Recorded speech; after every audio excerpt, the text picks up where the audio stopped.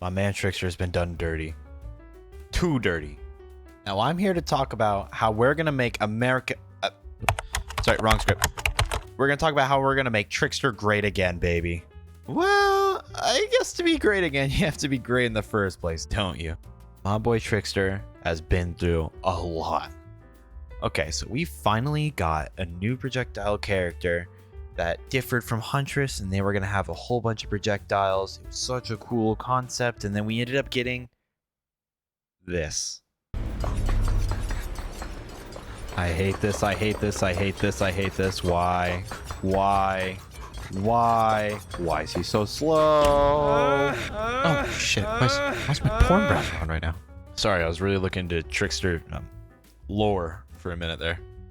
The cool thing about Trickster, he has an entirely different throwing system than the Huntress, which is awesome. He has multiple blades where he can throw, and it puts a lot less dependency on having to hit just one.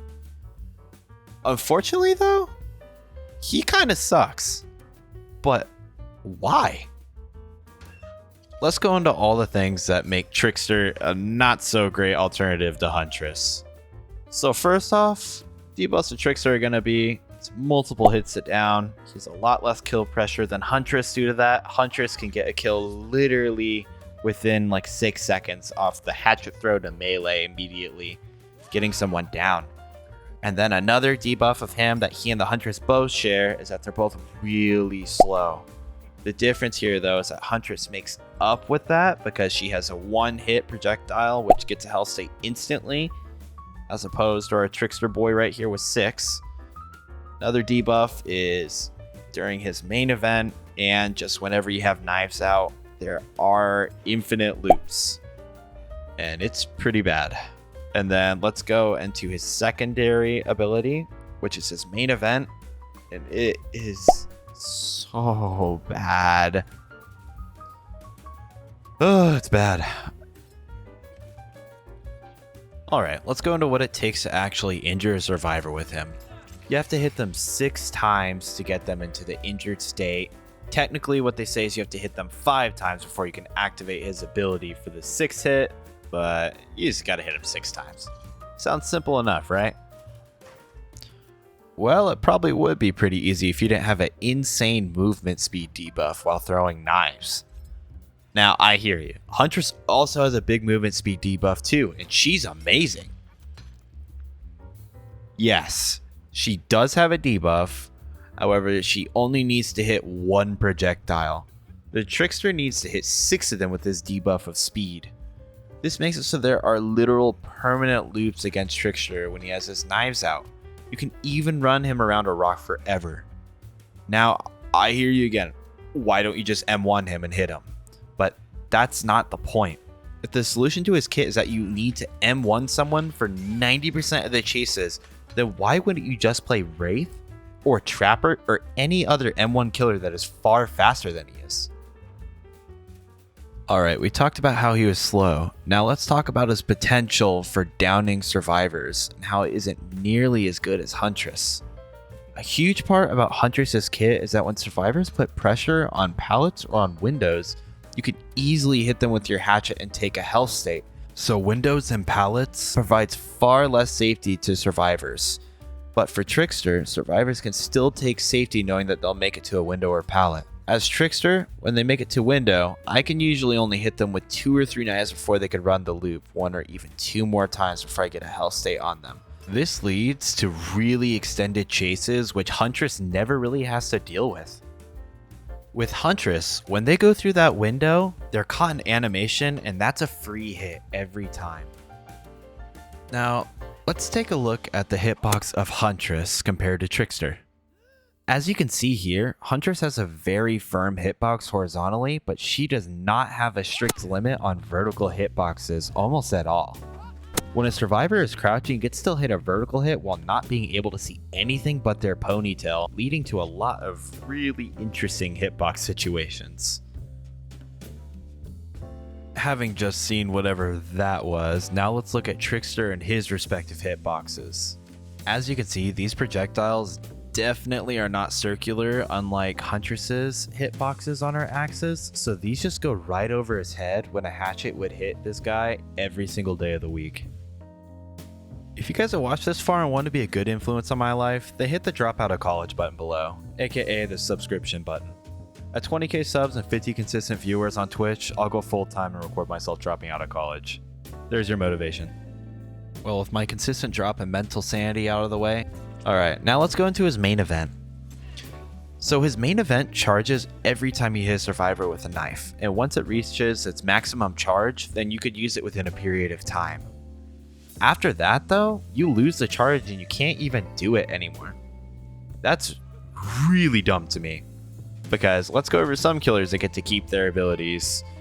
Oni gets to keep his charge, Bubba gets to keep his tokens to guard his rightful basement chest, and Nurse gets to keep her blinks. Why can you not choose when to use his main ability throughout the game? It makes him so much weaker.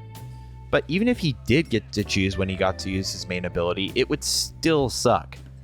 The only time I've ever gotten use out of it has been when I am either out of knives or when all survivors bomb the hook during endgame.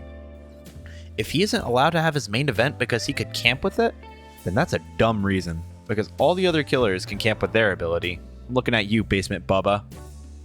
He's so insanely slow when he uses his main event as well. It is ridiculous. You get almost no use out of it if any survivor with their brain circles around anything. I just feel like this killer doesn't put any pressure on survivors at all.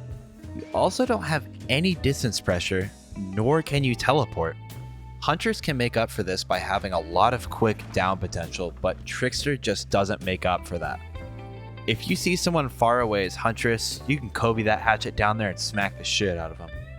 And as Trickster, you're not going to hit 6 blades from that far. The reason you can't is because he has recoil and he also has random shot accuracy. I don't know why his blades have recoil, it just feels so wrong, and it just feels even way wonkier to use than it should. Alright, now we've talked about why he's bad. How about we talk instead what I would suggest is improve him to maybe make him viable. First off, 6 hits for a down is just far too many in my opinion. 5 would be a great improvement because you still have to hit 10 of the blades for a kill. I would also make it so that he can control when he gets to use his main event. This would be such a good improvement because there are so few times to use this, and even if there is a good time, you might not be able to use the ability unless it's up. He should also be faster during this period because a survivor can actually loop him on a single rock, making this ability entirely useless. Even below useless, because you can't throw blades for a period of time after his main event, and it's a waste of time. Currently, like I just said, the main event feels useless. That should be changed with these improvements though. Unfortunately at this time, Trickster feels like a Wish.com bad Huntress. I do not feel that his ability in any way even comparably makes up for how good Huntress is. Also, a great Huntress will always be more successful than a great Trickster. Hopefully this can be addressed before he turns into a killer who's never played, like a pre-rework Freddy. So, here's the question. Should you even play this character? Well, there are some questions first. Are you tryharding? Then you shouldn't play him. But if you want to have fun and feel skillful for having to hit 6 projectiles and get that big dick energy like playing Ganondorf in Smash and knowing that you're playing a bad character, while the game tries to fuck you sideways trying to make you not want to play him, and you go through the odds to get the 4K anyway, it's a pretty great feeling. But there is another bonus to playing him. This man is drippy as hell. But I could just play Huntress who's better than him. Yeah, you could. You could play the beta-ass character known as Huntress, where you can effectively one-shot every survivor instantly and win every chase. Or you could play a Chad character who plays as the edgy ninja you always dreamed about being. You can also be hated by every survivor ever. Not because you're playing Trickster, just because you're playing killer. And survivors are salty as fuck. If you're a survivor main, I'm sorry that you're so stinky and haven't showered in the last 3 decades. Well, I'm not even gonna lie to you. These last 10 seconds are just me making sure I hit the fucking algorithm. So I guess I might as well just plug my stream here. It's literally my name.